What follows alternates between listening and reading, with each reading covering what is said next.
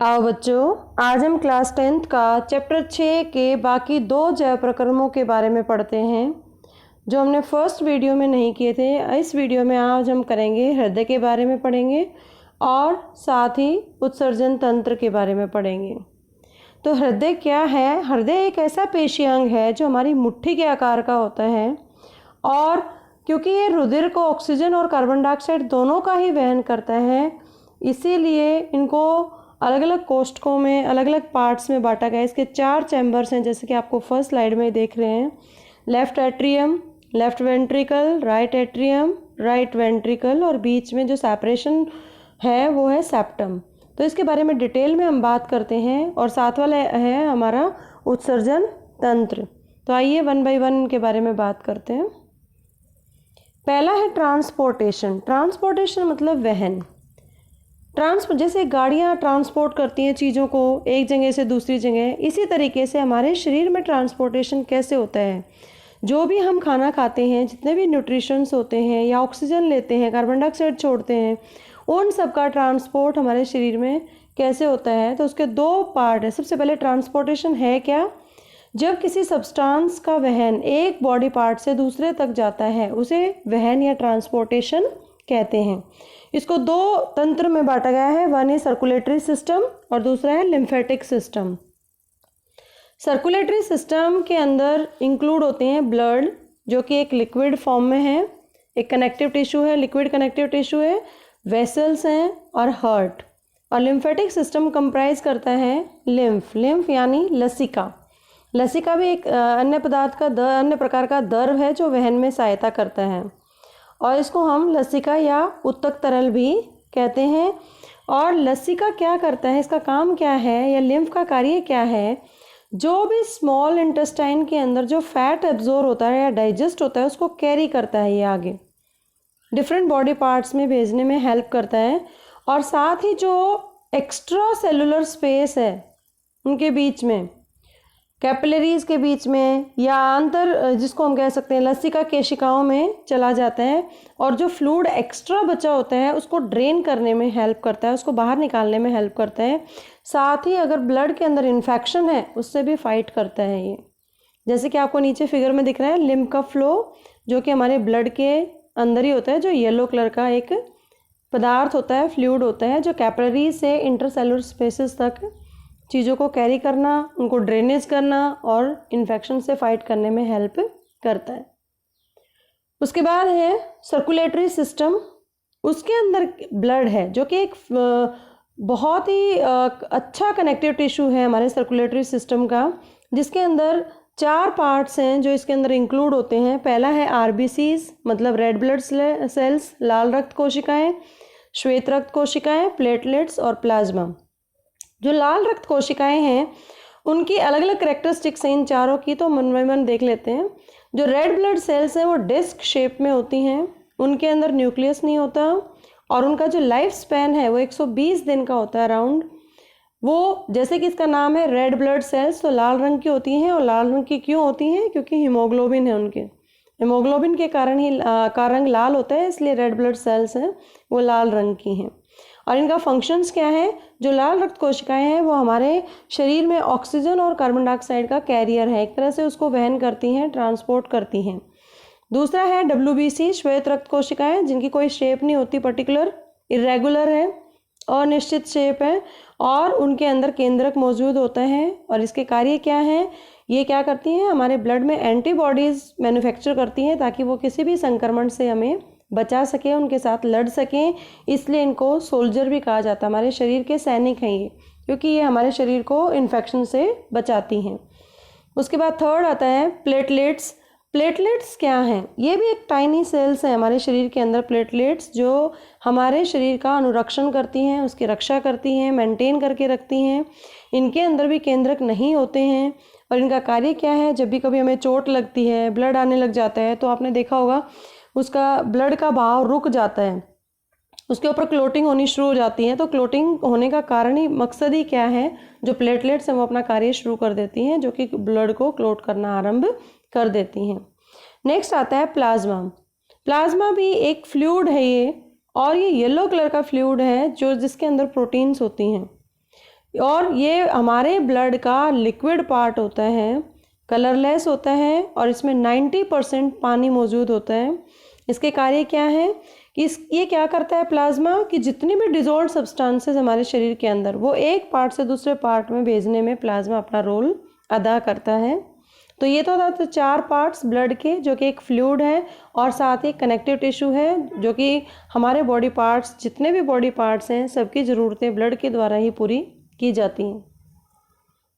Next आता है blood vessels. 2 तरह के, हमेशा ये पेपर में आता है कि ब्लड वेसल्स कौन से हैं और उनमें क्या अंतर है। तो आर्टरीज हैं धमनियाँ, और वीन्स होती हैं शिराएं। धमनी और शिराओं में अंतर बताएं, 3 नंबर का क्वेश्चन आता है मोस्ट ऑफ द टाइम ये। तो आर्टरीज या धमनियाँ क्या करती हैं, ये कैरी करती हैं जो शुद्ध ब्लड है, जो शुद्ध खून है, उसको हार्ट से डिफरेंट बॉडी पार्ट्स में भेजने का कार्य करती हैं धमनियाँ। और शिराएं क्या करती हैं, जो शरीर ने यूज़ किया ऑक्सीजनेटेड ब्लड और उसको कार्बन डाइऑक्साइड मिक्स होगी रिलीज़ की, तो जो डीऑक्सीजनेटेड ब्लड है बॉडी पार्ट से हार्ट तक भेजती है, accept pulmonary Wien. Pulmonary Wien का मतलब है फुफ्फुस शिराएं, जो कि फेफड़ों से हमारे ब्लड के हार्ट के बीच में कनेक्शन क्रिएट करती हैं। उसके बाद आता है धमनियाँ मोटी होती हैं और शिराएं पतली होती हैं। धमनियाँ हमारी डीप शिटेड होती है, ब्लड के अंदर है, हमारी स्किन के बिल्कुल नीचे दबी होती हैं, जो हमें दिखाई नहीं देती। लेकिन जो शिराएं हैं, जो नसें आप देखते हो शिराएं हैं, वीन्स हैं, जो सुपरफिशियल हैं एज़ कम्पेयर टू आर्टरीज। और धमनियों के अंदर वॉल्व प्रेजेंट नहीं होता, एब्सेंट होता है उसमें, लेकिन शिराओं में वॉल्व होता है, ताकि ब्लड का बैक फ्लो है उसको रोकने के लिए इसका पर्पज़ होता है। कई बार ये क्वेश्चन भी आता है कि वाल्व क्यों होती हैं हार्ट के अंदर। तो वाल्व का होना क्या है कि वो ब्लड के बैक फ्लो को रोकती हैं। अगर ब्लैक फ्लो हो जाता है तो उसमें प्रेशर बढ़ जाएगा और वाल्व है वो, या उसकी जो मसल्स हैं हार्ट की, वो भी टूट सकती हैं। ब्लड फ्लो हाई प्रेशर धमनियों में और blood flows at low pressure शिराओं के अंदर होता है। साथ में ल्यूमेन जो होता है उनमें जो स्पेस है वो नैरो होता है, जो फ्लो का स्पेस है, जो ब्लड का जो रास्ता है वो नैरो होता है धमनियों के अंदर, लेकिन वीन्स के अंदर ब्रॉड होता है। तो ये तो था वीन्स और आर्टरीज के बीच में अंतर। अब हम पढ़ते हैं डबल सर्कुलेशन, दोहरा संचरण।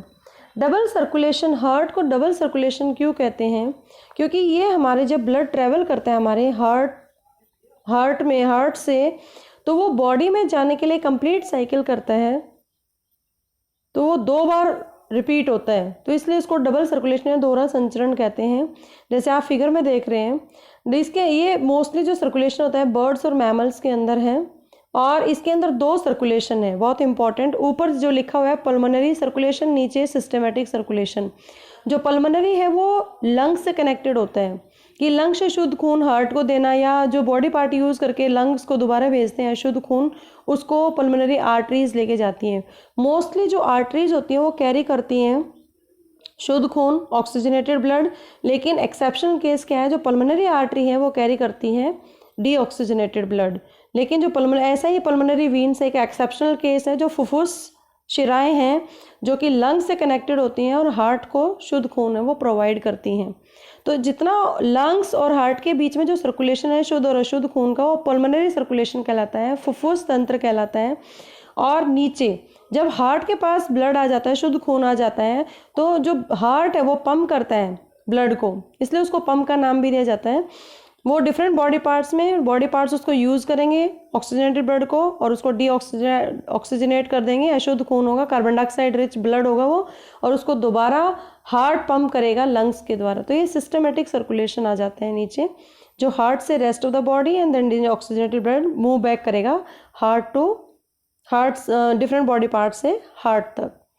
तो जहाँ हार्ट और बॉडी पार्ट कनेक्टेड है वहाँ पे सिस्टमेटिक सर्कुलेशन है, जहाँ पे हार्ट और लंग्स के बीच में सर्कुलेशन है ब्लड का, वो पल्मोनरी सर्कुलेशन है।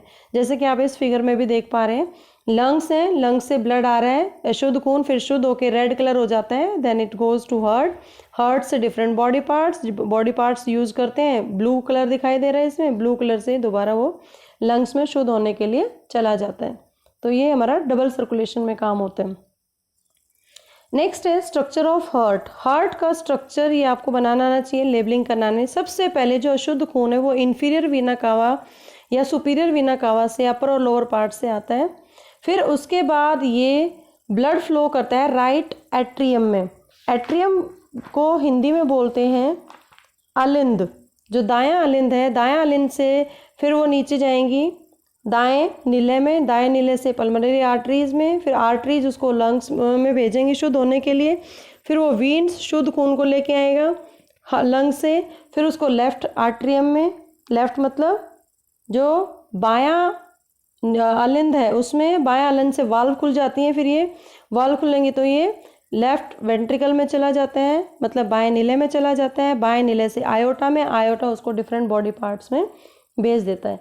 इस तरीके से ब्लड सर्कुलेशन हमारे शरीर में चलता रहता है। और ये 4 चैम्बर्स हैं, तो एक सर्कुलेशन को करने के लिए 2 बार ब्लड को रोटेट होना पड़ता है, इसलिए इसको दोहरा संचरण या परिसंचरण या डबल सर्कुलेशन कहते हैं। तो हार्ट जो हमारा हृदय है वो पंप का कार्य कैसे करता है? सबसे पहले हार्ट है वो एक डबल वॉल शेड से कवर्ड है जिसको पेरिकार्डियम कहते हैं। इसके 4 चैम्बर्स होते हैं।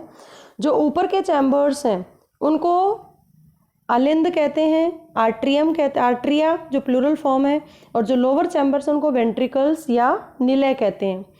जो हार्ट के जो चैम्बर्स हैं लेफ्ट राइट, जो ऊपर नीचे 4 चैम्बर्स हैं, वो एक पार्टीशन से सेपरेटेड हैं जिसको सेप्टम कहते हैं, विभाजिका। सेप्टम हिंदी में बोलते हैं उसको विभाजिका। तो 2 जो अलिंद हैं वो क्या करते हैं, वो रिसीव करते हैं ब्लड 2 मेन वीन से, वीना कावा इंफीरियर और सुपीरियर। इसी तरीके से वेंट्रिकल हैं वो दोनों ट्रांसपोर्ट करते हैं जो ब्लड उन्होंने रिसीव किया एंटायर बॉडी में, एंड जो बॉडी यूज़ करके उस ब्लड को दोबारा लंग्स में भेज देती हैं। तो यहाँ पर जो बायां अलिंद है वो बायां नीले से कनेक्टेड होता है एक वॉल्व के थ्रू। इसी तरीके से दायां अलिंद दायां नीले के साथ कनेक्टेड होता है थ्रू वॉल्व्स। और वॉल्व का क्या कार्य है? वॉल्व क्या करती है, वो एट्रिया में जो अलिंद होते हैं उसमें बैक फ्लो रोकती है, ताकि वॉल्व अलिंद से जब नीले में आता है तो वॉल्व ओपन और क्लोज होती है ताकि उसका बैक फ्लो ना हो। जितना ब्लड आ जाता है अलिंद से नीले में वापस जाएगा तो मिक्सअप हो जाएगा and then it create confusion in the body. तो उसको, क्योंकि जो वेंट्रिकल्स हैं वो थिकर वॉल्स होती हैं और आर्ट्रियम थिनर वॉल्स होती हैं, इसलिए बैक फ्लो, नहीं तो वो टूट जाएंगी वॉल्स और इससे कोलैप्स हो जाएगा हृदय के अंदर। नेक्स्ट है हृदय में ब्लड फ्लो कैसे करता है। मोस्ट इम्पॉर्टेंट, जितना भी डीऑक्सीजनेटेड ब्लड है वो सबसे पहले सुपीरियर और इन्फीरियर जो वीना कावा हैं, जो महाशिराएं हैं शरीर के निचले हिस्से से और शरीर के ऊपरी हिस्से से, जो महाशिराएं हैं इन्फीरियर वीना कावा और सुपीरियर वीना कावा, वो क्या करती हैं, ब्लड जो अशुद्ध खून है वो सबसे पहले दाएं नीले के अंदर दाएं अलिंद के ऊपर पहुंचाएंगी एट्रिया में। फिर जो दायां अलिंद है वो जैसे ही कॉन्ट्रैक्ट होता है, सिकुड़ता है, तो जो अशुद्ध खून है वो पुश होता है दाएं नीले के अंदर, और एक वॉल्व है इन दोनों के बीच में जो बैक फ्लो को रोकती है। अगेन इसका पर्पस यही है। फिर जो दायां नीले है वो कॉन्ट्रैक्ट होता है, तो जो डीऑक्सीजनेटेड ब्लड है वो पंप होता है लंग्स में थ्रू पल्मोनरी आर्टरी। जो मैंने एक्सेप्शनल केस बताया था, फुफ्फुस धमनियाँ होती हैं जो कि अशुद्ध खून को हार्ट से लंग्स की तरफ लेके जाती हैं ताकि वो शुद्ध हो जाए।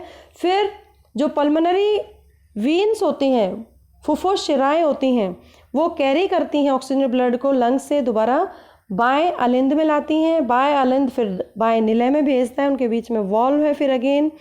और जो जैसे ही बायां नीले कॉन्ट्रैक्ट होता है तो ऑक्सीजनल ब्लड है जो फोर्स होता है और बिगेस्ट आर्टरी में चला जाता है जिसका नाम है आयोटा। और आयोटा करता है उस ब्लड को कैरी करता है डिफरेंट बॉडी पार्ट्स में, शरीर के विभिन्न अंगों में भेजता है एक्सेप्ट लंग्स, लंग्स को छोड़ के, क्योंकि लंग्स में दोबारा फिर वो यूज्ड वाला जो ब्लड है, जो डीऑक्सीजन ब्लड है, वो दोबारा जाएगा, उसको शुद्ध करेंगे। इस तरीके से प्रोसेस रिपीट होता है कॉन्टिन्यूसली, और इसलिए इसको दोहरा संचरण या डबल सर्कुलेशन के नाम से जाना जाता है। ये बहुत ही अच्छा फिगर है जो आपको बहुत अच्छे से समझ आ जाएगा। नीचे हार्ट का स्ट्रक्चर भी है कि सर्कुलेशन कैसे होता है। इन्फीरियर वीना कावा और सुपीरियर वीना कावा, जो निचला हिस्सा हमारे शरीर का इन्फीरियर वीना कावा लेके आती है, उसमें डीऑक्सीजन ब्लड, ऊपर वाला सुपीरियर वीना कावा है जो ऊपरी भाग है शरीर का, उसमें महाशिराओं से डीऑक्सीजन ब्लड आता है। डीऑक्सीजन ब्लड कहाँ जाएगा? राइट एट्रियम में, दाएं अलिंद में। दाएं अलिंद और दाएं नीले के बीच में एक वाल्व है जो कि बैक फ्लो को रोकती है, तो नीचे वो दाएं नीले में भेजेगी, और दाएं नीले एक पल्मोनरी वॉल है जो पल्मोनरी आर्टरी के साथ कनेक्ट भेजेगी आर्टरी में, और अशुद्ध खून पल्मोनरी आर्टरी लंग्स में जाएगा, लंग्स उसको शुद्ध करेंगे, फिर वो पल्मोनरी वीन्स को दे देंगे, फिर वो लेफ्ट एट्रियम में भेजेगी पल्मोनरी वीन, जो फुफ्फुस शिराएं हैं वो उसको बाएं लिंद के अंदर भेजेगी, बाएं नीले में जाएगा, फिर वो वॉल्व के थ्रू, वॉल्व ओपन होगी जैसे ही, और फिर जो लेफ्ट वेंट्रिकल है या बायां नीले है वो आयोटा वॉल्व जैसे ओपन होगी तो आयोटा में भेज देगा, और iota is the biggest valve जो कि rest of the body part में वो भेज देता है। और इस तरीके से ब्लड सर्कुलेशन है वो हार्ट से बॉडी पार्ट्स से लंग्स, लंग्स से अगेन हार्ट, इस तरीके से ये प्रोसेस रिपीट होता रहता है, एंड देन हमारा हार्ट है वो एक अच्छे ऑर्गन की तरह काम करता रहता है। तो ये तो था हार्ट के बारे में, आपको समझ आ गया होगा अच्छे से। नेक्स्ट हम पढ़ते हैं कि हम मनुष्य के शरीर में तो वहन हमने देख लिया कि हार्ट है, एक पंप ऑर्गन है। अब प्लांट्स में कैसे ट्रांसपोर्टेशन होता है? प्लांट्स के लिए अंदर दो टिश्यूज़ होते हैं, एक है जाइलम, एक है फ्लोएम। जैसे कि इस फिगर में बहुत अच्छे से आपको क्लियर दिख रहा है, जाइलम होता है रूट्स के अंदर, फ्लोएम होता है लीव्स के अंदर।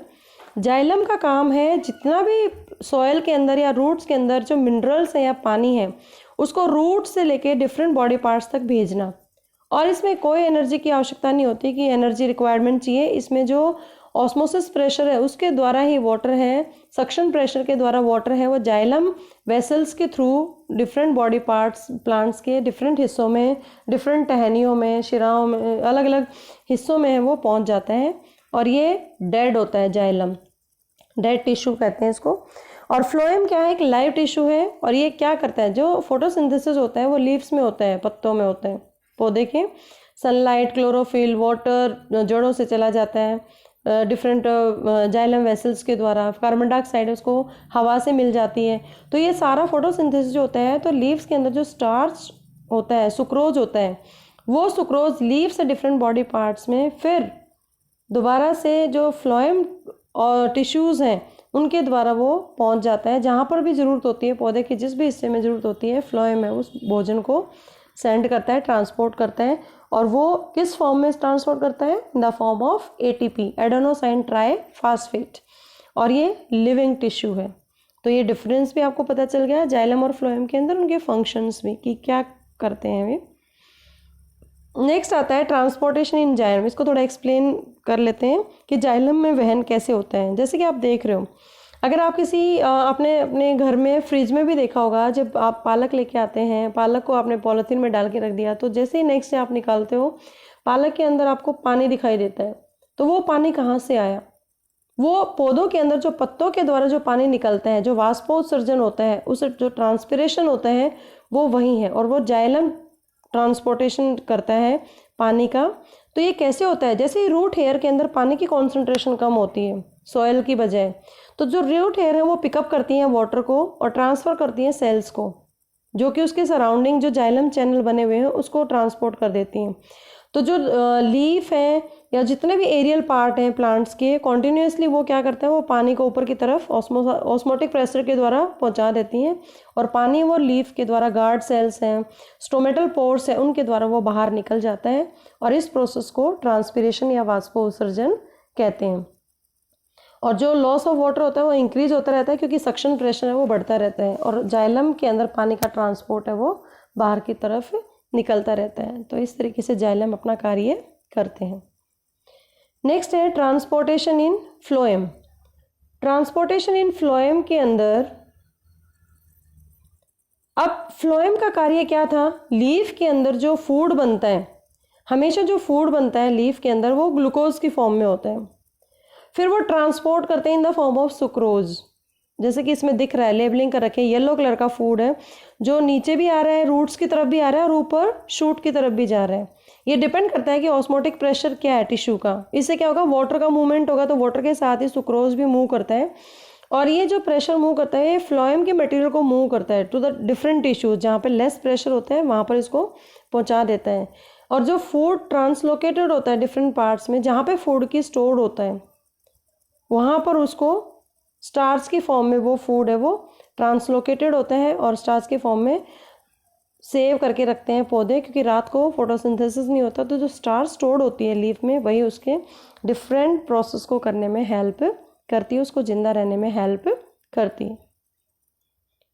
नेक्स्ट हमारा है, ये तो हमने पढ़ा transportation in plants and human beings. Next हम पढ़ते हैं उत्सर्जन, एक्सक्रीशन।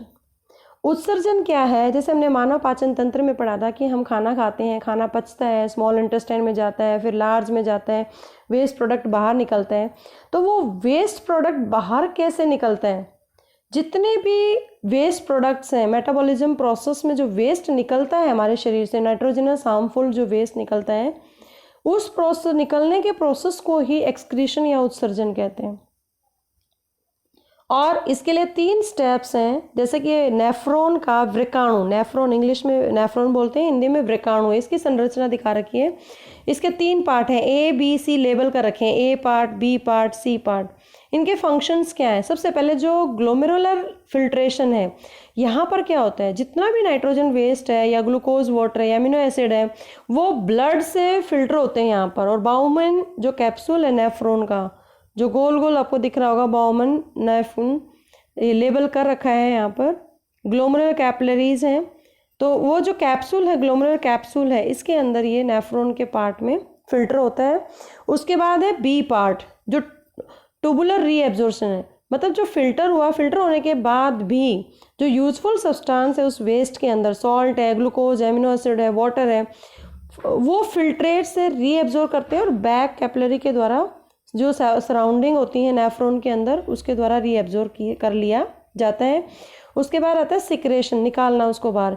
जो यूरिया है या एक्स्ट्रा वाटर जो बचा है जिसका यूज़ नहीं है, वो ट्यूब्यूल्स में सिक्रेट कर दिया जाता है, फिर वो कलेक्टिंग डक्ट में जाता है। ये जो आपको दिख रहा है पिंक कलर का कलेक्टिंग डक्ट, इस कलेक्टिंग डक्ट के अंदर हो जाता है और साथ में ये सीधा यूरेटर के अंदर जो मूत्रवाहिनी है उसमें चला जाता है। तो किडनी है, प्यूरिफाई करती है, यूरिन फॉर्मेशन जो होती है वो किडनी के अंदर है, उसके बाद प्यूरिफाई करके मूत्रवाहिनी में भेज देती है और मूत्रवाहिनी से मूत्राशय और मूत्राशय से मूत्रमार्ग के द्वारा वो बाहर निकल जाता है।